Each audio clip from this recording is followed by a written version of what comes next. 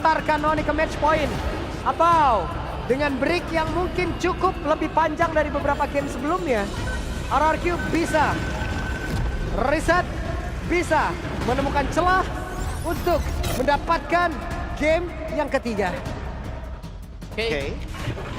Loh ini ya berarti dari game yang kita tahu Lucas sebenarnya nggak disentuh game yang pertama. Iya. Game kedua di ban, game ketiga di Ban ban. 45 loh. Bannya bukan yang ban buru-buru kan jadinya. Ya. Tiba-tiba naik ya buat prioritasnya ke ban. Atau kayak mungkin coachnya berpikir kalau misalkan RRQ bakal all out dengan strategi terbaik mereka gitu. Jadi mereka bakal coba untuk bermain dengan adanya kapasitas dari Lucas yang ditutup. Jadi ya substitusi makin sedikit untuk hero yang powernya. Tapi dari gua sendiri lebih suka kayak RNC sama Onyx ini, mereka bawa dua-dua hero yang pick up Prof. Kayak dua-duanya jangan kayak kasih hero badan seperti yang tadi Bang KB notice itu kayak Hidupnya ya? juga hidupnya kayak dua-duanya adu pick up itu gua berharap ada draft seperti itu di game ini sih. Ya, Badang coach. Badang di Badang. ban. Parsha gue kira dia mau Baxia dulu ya. Parsha Wah, lagi loh. Kalea masih open. Lagi dan lagi, ini Parsha mau dipasangin ke siapa aja. Ya aku lebih suka kalau misalkan jangan buru-buru Baxianya sih. Kayak ya kalenya dulu. Oh tapi bareng tuh itu sama Baxia. Ya Kalea Baxia nih ya. Jadi agak sedikit rumit mungkin untuk Onyx sekarang. Nge-burst Baxianya pakai apa? Mungkin Joy, kalau memang Ya. masih berani dengan Joy-nya. Atau aku lebih suka kalau di last mungkin dari Onyx-nya ngambil dua hero yang terakhir ya. Kari gitu. Bukan Nolan-nya aja fast farming. Baxia pernah dibawakan dengan Kairi soalnya. Iya. Tapi kalau aku merasa ya di Kaleanya kuncinya. Karena Kaleanya ini di RRQ pernah mempopulerkan sebagai EX laner. Jadi nggak cuma jadi roamer. Kalau Coach Siko sendiri, apakah emang Kaleanya bakal ya udah fix aja roamer aja dibandingkan dengan EX laner atau kayak whatever it is ya udah nggak apa-apa di EX lane yang penting Kalea jangan dimusuh. Sebenarnya ya itu dia, kayak bagus juga sih Kalea di EXP Lane, cuman potensinya untuk di early game untuk diajak untuk adu pukul itu lebih bagus gitu kalau dia ada di ROM, karena dia lebih bisa bantu-bantu lah. Kalau ada skirmish oke, kita layanin skirmish musuh gitu, kayak makanya di ROM lebih cukup populer lah dibanding di EXP Lane. Oke. Tapi dengan 60% hero yang sama nih Coach Siko dan kebetulan kita tahu sendiri RRQ yang habis mendapatkan kekalahan. Berarti bukannya ini lebih diuntungkan buat RRQ ya? Karena dengan adanya 60% pick yang sama kayak gini. Tapi kan Onyx udah biasa, Pak. Onyx udah biasa banget kayak begini. Kalau sama Geek Farm. Kalau sama Geek Farm. Kalau sama Geek Farm. Ini sama RRQ. Bahkan bukan 60, 80 dan 100. 80 dan 100 pernah Iya, kejadiannya, Pak. Dia benar 100%, 80 juga cuma ganti satu hero belakang. Iya. Mungkin dari RRQ-nya lebih penasaran dia. Kita coba lawan hero yang sama tapi dengan kitanya hero yang berbeda. Mungkin seperti itu. Oh, Kayak jadi- kita masih bisa nih lawan dia gitu. Cuman tadi mungkin komposisinya aja kita karena mungkin kalau di pemikiran RRQ kalau lawan strategi yang baru mereka harus cari tahu lagi winning condition-nya. Tapi kalau misalkan kayak kita kasih lagi deh hero yang sama mereka, kita coba counter pakai hero yang ini gitu. Mungkin itu juga bisa salah satu jadi referensi. Oke. Dengan adanya Baxia di 3 pick atas Coach Siko, apakah ini bakal didesidikan kalau misalkan jungler aja untuk Baxianya? Kalau aku bisa bilang kemungkinan dia sih, kalau Baxianya ya. Karena kan lebih nyaman nggak sih pakai hero-hero tank aja. Setelah Karena kita pick melihat- off. Benar. Kita melihat bagaimana sulitnya tadi Sujin juga harus berjuang ya. Kena pick off terus-terusan, harus mandiri juga. Ya Baxia lebih better untuk setup di turtle yang pertama. Oke, dan ini nih dia top 5 kills ya untuk kehadiran dari Toy ternyata di urutan yang kedua. Dan kalau kita melihat dari Kairi sebagai jungler nih Coach yang mungkin notabene dia adalah tank jungle ya anyway, waktu dari regular season. Tapi dia masuk ke dalam top 5 juga nih di bawah dari Evan. Wah. Dan ya ini pick yang bagus ya, atau band yang bagus ya, Masha. Melihat adanya kemungkinan besar juga Baxianya kalau memang dimainkan sebagai tank jungler. Ya. Mereka butuh damager tambahan. Kalaupun, ini kan udah terlihat sama nih kurang lebih. Dari hero-heronya juga yang dilepasin juga kurang lebih sama gitu. Yap. Wah, haya lagi kah untuk RRQ-nya? Wah. Iya. Tapi kayaknya Baxia. sih. Baxia Mungkin roamer. link kalau dari aku pribadi kayaknya mungkin yang lebih enak mungkin link. Tapi setupnya RRQ ini memang ke arah jungle Ya, jungle tank Baxia sih. Iya, Karena dia bikin band ya. Biru dan Cici. Jadi kali ini ke jungle-nya ya? Untuk Iya. Baxianya ya? Baxianya kemungkinan arahnya ke jungle. Cuman link pun masih cukup bagus kalau di arah RRQ. Ya sebenarnya aku lebih penasaran untuk melihat kapan ya kita punya Wen ya. Freya itu muncul atau di respect band dengan tim Wah, lawan ya. ini- Karena kalau internasional kita tahu sendiri, Freya itu di band loh kalau internasional. Itu kayaknya khusus MPL China juga ya, China, salah ya, satunya yang kita tahu sendiri. Tian Poi juga dulu pernah membawakan Freya Gold Lane. Tapi ya balik lagi Om, kayaknya kalau misalkan untuk sekarang bakal bermain dengan hero yang lebih safe. Aku malah melihat potensi karena lawannya Joy. kok RRQ bisa ngebawain Pakito ya jadinya? Pakito ya, damager lagi, yang penting damager ya. Betul. Karena Harit dia punya magic damage, tapi lack of physical damage. Ya, atau kalau bukan Benedetta pun masih oke banget buat Ah, Tyron. exactly itu dia. Ya. Pokoknya Atau kalau- carry EXP physical. Kalau Baxia jungle mungkin Angela. Angela Harit mungkin juga masih Iya. oke. Ya, asumsinya kaliannya di EXP juga bisa kan. Oh. Track recordnya Dairon ada dengan Kalia EXP. Valen. Wow, akhirnya. Terus setelah terobosan lagi nih. Valentina. Cuman Valentina ini kalau dari 3 yang terlihat di awal ini fokus Parsha aja apa gimana sih? Kenapa? Kayaknya lebih kemanfaatin rotasi dari Farsha ya. Untuk 2 menit awal dia bisa lebih menguasai area sungai. Tapi tunggu dulu ada hero react anyway, Gatot Kaca ya. Ini lumayan bagus buat ngejawab mungkin apa yang bakal dilakukan sama Kalea dan juga Baxia di waktu bersamaan. Karena Ya. udah pasti bakal nabrak, jadi butuh Gatot yang ngelakuin counter initiate-nya. Poveus juga masih ada loh. Obvious. Ya Poveus, Valentina, Dash, Ya. Harit Dash. Atau kalau mau buka Esmeralda kan? Esmeralda dari depan dari Baxia. Lumayan beresiko tapi classic thing yang boleh dicoba kayaknya Pak Ciko. Sun rises when I give Kali. the word. Oh, kali tank. Kali yang build-nya untuk tahan badan semua damage. Dan mungkin untuk jawaban screening juga kali coach ya dengan adanya Kalea yang jatuhnya hero yang lumayan kuat untuk menguasai river. Jadi dibawakanlah Khalid. Kali itu ya untuk lebih unggul dari segi mobilitas juga. Ya. Control map mereka mungkin ingin lebih diperkuat lagi lah. Cuman mungkin last pick-nya itu ke arah I'm jungle, not the only one. ke arah Baxia. Baxia jungle ya. Betul. Ya, jangan Tapi kurang physical damage Pak Ciko. Betul. Mungkin mereka lebih percaya sama power late game-nya Harit ya, damage-nya. Karena kita tahu kalau Harit kalau udah jadi Holy Crystal tuh udah bisa gendong sendiri lah. Ya. Cuman untuk sekarang akankah menjadi match point untuk Onyx? Atau malah direbut sedikit oleh RRQ. Jadi langsung saja Gestar kita beratkan menuju ke game yang ketiga. Thank you so much panelis. Ini dia Grand Final. Memang panas tidak bisa dipungkiri. Tapi satu hal, RRQ harus bangkit. RRQ harus reset. Karena kalau tidak, ini akan menjadi match final. Betul. Setiap game akan menjadi penting. Dan kita akan menuju ke game yang ketiga di Best of 7 Grand Final. Let's go! Jakarta International Velodrome. Mana tepuk tangannya? Let's go to the lane of time. Wow, semakin padat mesinnya ya Jakarta International Velodrome untuk mengawal siapakah yang akan bisa mendapatkan trofi terbaru dari FPL Indonesia. Tapi ini ada sedikit berbeda. RRQ udah nambahin CC-nya di awal sehingga Sans sudah ke-trigger. Wings by Wings, Purify dan dia udah harus recall. Dan bahkan bukan hanya itu aja, lihat RPM tinggi. RRQ anti kedor. Langsung di early game, pressure yang diberikan bahkan dari Sutsujin. Terlalu banyak waktu yang terbuang, jangan sampai terlambat untuk mundur ke arah belakang. Karena bahkan Lutfi, dia melepaskan laningnya untuk membantu. Dan ini agak cukup unik. Kalau kita bisa ingat, beberapa EXP laner yang selalu meninggalkan EXP lane-nya biasanya akan membantu Tifa dan mendapatkan kemenangan. Yap. Walaupun pertukaran dengan EXP atau gold. Wah, ini Onyx juga udah mulai terbawa ya dengan apa yang diberikan oleh RRQ. Mereka coba untuk balikin keadaan, namun sejauh ini masih tenang-tenang dan aman-aman aja. Belum ada first blood juga, tapi Sans. Wow, Sans kali ini Wings by Wings yang dikeluarkan hanya untuk memberikan dirinya mundur, bukan gertak. Bukan gertak ya, ini beda Bukan keadaan gertak. soalnya Beda ya. keadaannya.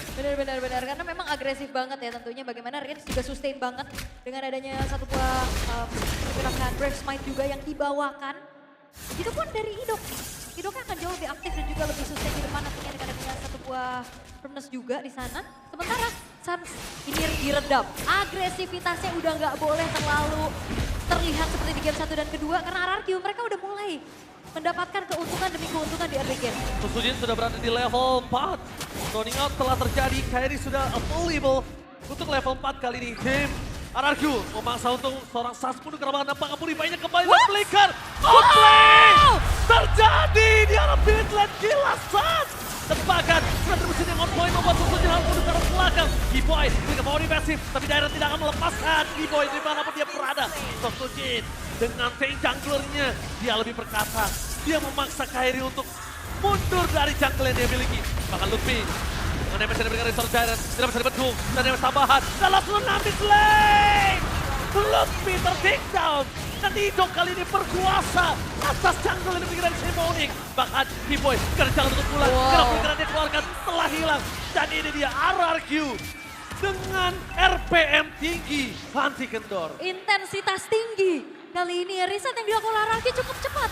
Mereka merubah gameplay yang jauh lebih agresif dan terkalkulasi. Walaupun memang tadi Rins tumbang, tapi itu ngebuat dari Sans tidak bisa membantu ataupun mengganggu lagi ke area Turtle yang sedang dikuasai juga oleh Sutsujin.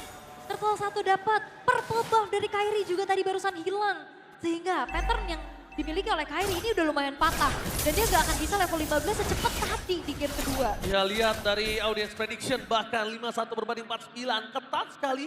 Dan kita juga nanti akan menunggu ke real time win probability. Lutfi akan menjadi target utama. Tidak mau terlalu terburu-buru dengan adanya Tsunami Slave. Tapi dengan damage yang diberikan dari Dairat itu udah terlalu sakit dan cukup untuk mereka terkena damage. Oke, tenang lagi, reset lagi. Dan again ya, RRQ gak boleh seperti game pertama tadi. Mereka punya keunggulan yang cukup banyak. Mereka harus tetap press. Toy! Di arah bottom lane mencoba mendapatkan Sapphire atau Impuri baik bisa ditembakkan hilang begitu saja. 2 point kill tidak bisa dibendung oleh para pasukan dari tim RRQ. Terlalu besar dan terlalu ganas. Bahkan Toy yang mendapatkan point kill tersebut membuat dia makin lebih unggul lagi. Tapi Keyboy, this is my boy. Tsunami Slave, tanpa volume damage terbakar hilang. Instant pick off. 3 poin. Honik tertinggal dan sang raja mulai bangkit. Itu dia riset yang dilakukan. Ini sangat-sangat efektif juga bagaimana mereka komit. Mereka menjalankan foreman move-nya dengan begitu baik. Siapapun ya bisa ditabrak, even itu adalah boy. Dan bahkan mereka akan menguasai pula ke area dari objektif turtle-nya. RRQ mereka nggak mau mengulangi kesalahan seperti di game yang pertama tadi. Mereka dapetin early advantage. Mereka convert lagi menjadi snowball yang cukup mengerikan. Yes, mereka udah mulai paham kalau convert dan multiply terhadap gold yang mereka miliki itu sangat penting.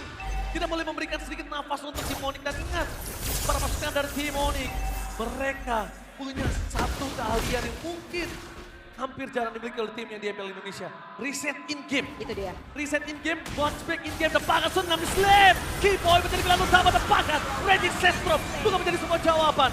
Tidak sanggup untuk flicker, tidak sanggup untuk keluar dari cengkraman para pasukan tim RRQ. Bahkan menjadi target utama, pada dasar dikeluarkan. Berbaik gaming, kali ini tidak dari seorang San. Dan San mencoba untuk bertarik empat sana. Para pasukan dari tim RRQ mereka fokus menjelang seorang Lutfi.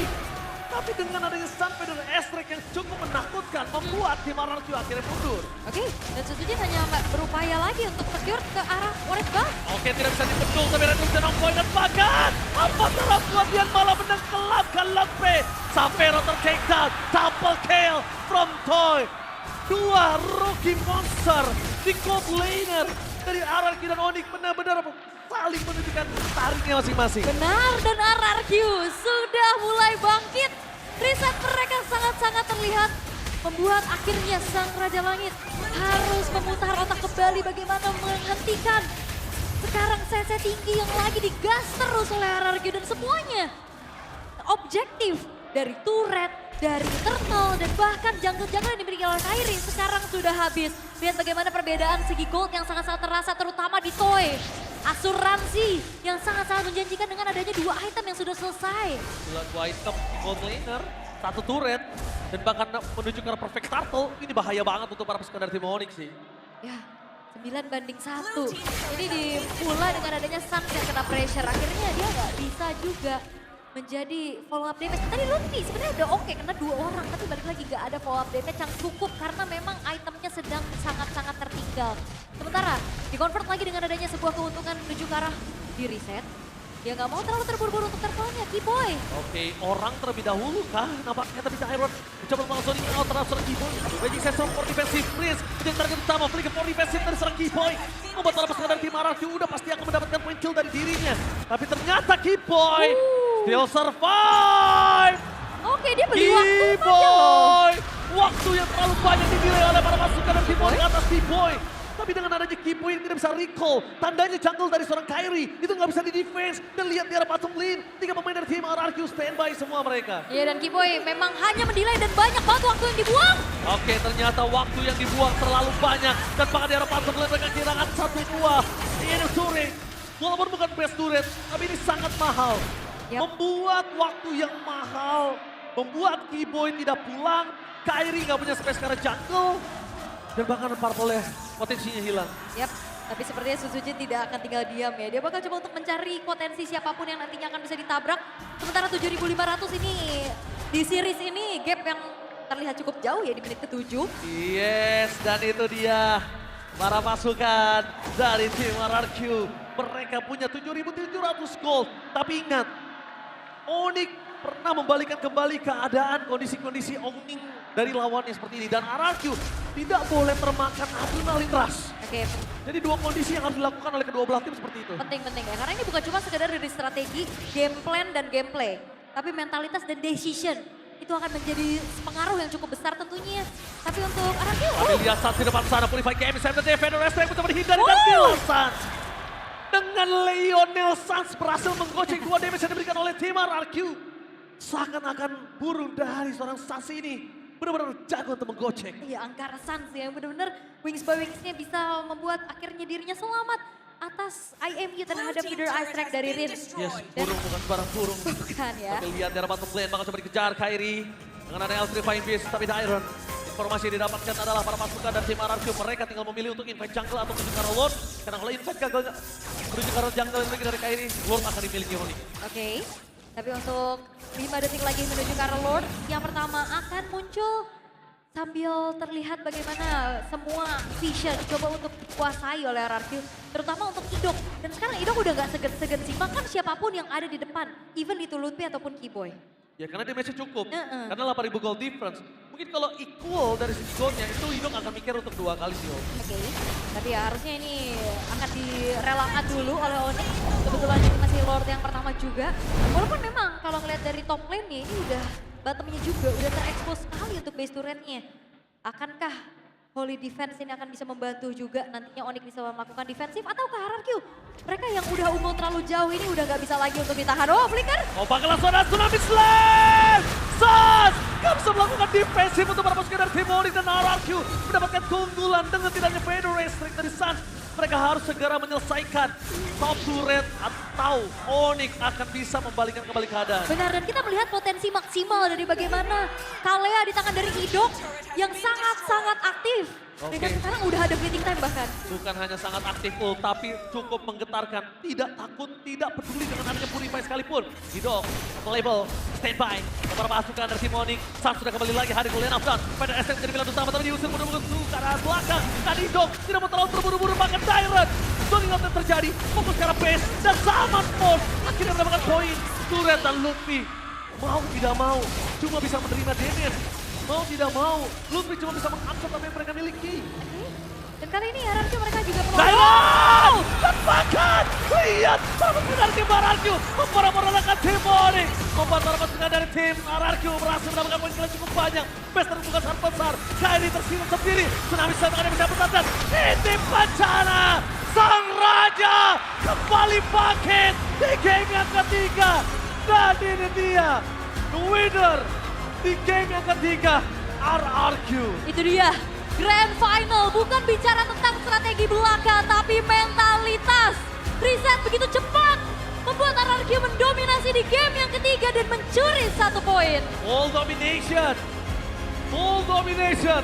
Onyx terkejut harusnya dengan serangan kejut yang dimiliki oleh para pasukan dari tim RRQ. Oke, tidak semudah itu. Ini Grand Final, 2 tim yang memang membuktikan mereka layak dan pantas mewakili FLID di IWC nantinya. Yes.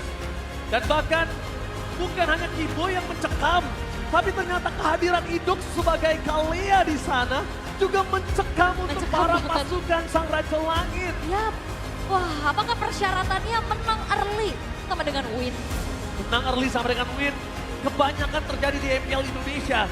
Tapi dengan mentality, mereka bisa ada dengan yang namanya comeback. Betul, dan akhirnya juga kita ngeliat bagaimana Sans dan Keyboy ini sangat-sangat di-disable. Yes, benar-benar disable loh. Disable banget, udah dimatiin banget pergerakannya. Yes, target mereka ke arah Sans. Sans, mau ada Purify enggak? Sans terus jadi target utama. Berawal dari satu trigger Purify di awal tadi, Betul. akhirnya jadi dominan saja nggak bisa di stop sama Onyx. Outplay udah terjadi, Iya. tapi ternyata Riz tetap membawa kawan-kawannya berhasil mendapatkan kemenangan untuk game ketiga. So panelists, what happened Iron now?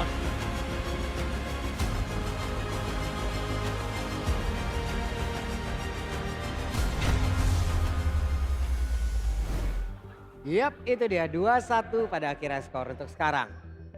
Ada yang berbeda Prof kali ini? Perbedaan ya, mungkin ya itu tadi mainnya jadi kayak tim lagi kan. Mainnya tim lagi. Mainnya bareng, jalannya bareng. Pas ngejar tadi ke arah dari Keyboy juga ya yang 3-nya atau 4-nya itu bikin move gitu loh. Jadi nggak cuma ngeliatin Keyboy dikejar doang. Oke, Om. Yang beda, Yang beda? pastinya junglernya ya. Ya. Karena tadi mungkin di game pertama, game kedua sedikit terlihat pasrah. Nah, Tapi waktu udah dapetin Baxia nih ya, itu dia. enak setupnya. Mandiri juga, ngasih assist ke yang lain. Jarang terpick off. Susah. Ya susah terpick off.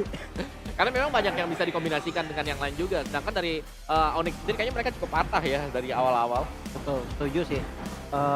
Terutama ketika dia menggunakan kayak tank jungle gitu, kayak dia udah berani sih Om. Kayak dari awal dia udah invite ke arah biru gitu. Terus juga mereka kasih pressure-nya itu terus-terusan gitu. Ya. Kayak mereka pertahanin snowball mereka, bahkan mereka berani untuk tingkatin. Kayak mereka lebih keluar dari zona nyaman, mainnya lebih berani juga. Ini for your information ya, ini game tercepat dari series kita di Grand Final. 10 menit soalnya. 10 menitan. Kemarin kayaknya ada juga di 10 menit ya kemarin. Iya, tapi itu game terakhir Om. Iya. Kayak 10.58 tuh, aku ingat banget. Ini Oke. 10.54 ini lebih cepat 4 detik dibandingkan dengan series dari Final World Bracket kemarin. Ya. Yang mungkin kalau kita bandingkan ya secara kasat mata aja, ya ini dampak dari Kale ya, yang mungkin tadi Coach Iko setuju sama aku juga kalau misalkan Idok daripada dikasih hero patung, Iya, yang tahan mending dikasih hero badan. kayak gini. Iya. Nah, yang tadi memang jalan sih, tapi kebiasaan dari Onyx juga, Be. Game ketiga itu mereka selalu lepas. Coba deh dari play-in. Oke. 2-0 jadi 2-1. 2-1. Kemarin di upper 2-0 jadi 2-1 juga. sekarang di Grand Final udah Time limit kali bahas Om, time konflik limit. lagi nih ya. banyak di klinik. Mitos lagi nih dibahas. Planning lagi. Banyak. Ini salah satunya ya, salah satunya juga. Tapi memang permainan dari RRQ agresif banget ya. Kayak dari awal mereka sudah mulai sangat-sangat berani untuk menyerang karena mereka percaya kayak kalau Idok kita dapetin satu tsunami slam, ini mereka bakal menang kuantitas langsung. Ini ngaruh dari 60% draft yang sama dari Onyx ya? Sedikit banyak ya Harus sih. harusnya harus. Mungkin, nah itu yang tadi aku notice kayak mungkin mereka ya udah nih kasih aja mereka hero yang sama, bahkan ketika ada Parsha tadi di first pick, ya Profesor KB tadi dijawab langsung dengan Kaya sama Baxia gitu. Oke kita invite aja nggak apa-apa, kayak Baxia pun kan kayak dia punya best magic defense yang Tinggi lah itu. tinggi, Iya. iya di early game. Ya, tapi jujur ya aku bisa bilang kayak Khalid merupakan pilihan yang terburuk gak sih? Kayak dia memang punya regen, tapi kan udah lawan Baxia. Jadi kan gak terlalu efektif juga, terus yang mau ditargetin ke belakang itu siapa akhirnya buat si Khalidnya. Berarti kan Khalid roamer dari Keyboy. Ya, connection dari Gatot Kaca dan juga Khalidnya jadi nggak berjalan dengan maksimal ya Ya. untuk tim Onyx juga. Tapi ya balik lagi dengan adanya pemilihan dari Baxia ini yang mungkin aku sedikit banyaknya merasa RRQ kayaknya bakal pick kembali ketika emang punya kemungkinan untuk first pick sekalipun. Oke. Cuman 2 kill point loh buat Onyx. 2. Tadi RRQ paling sedikit 3. Ini Di game dominasi pertama. full ya, dominasi full. Dominasi full, benar. Akhirnya RRQ menemukan nih ritmenya. Tapi ritme ini benar-benar ditemukan oleh mereka sendiri atau karena ada kesalahan lagi nih dari Onyx? Oh, kalau ini mereka sendiri. Menurutku mereka Pada sendiri. akhirnya ini RRQ sendiri nih ya? Iya, karena tadi kita sempat lihat kan kayak first blood-nya tuh malah di Onyx yang sempat dapetin. Kayak kita lihat early game-nya kayak bener-bener mungkin lebih sedikit atau banyaknya ya sama-sama lah, fair lah.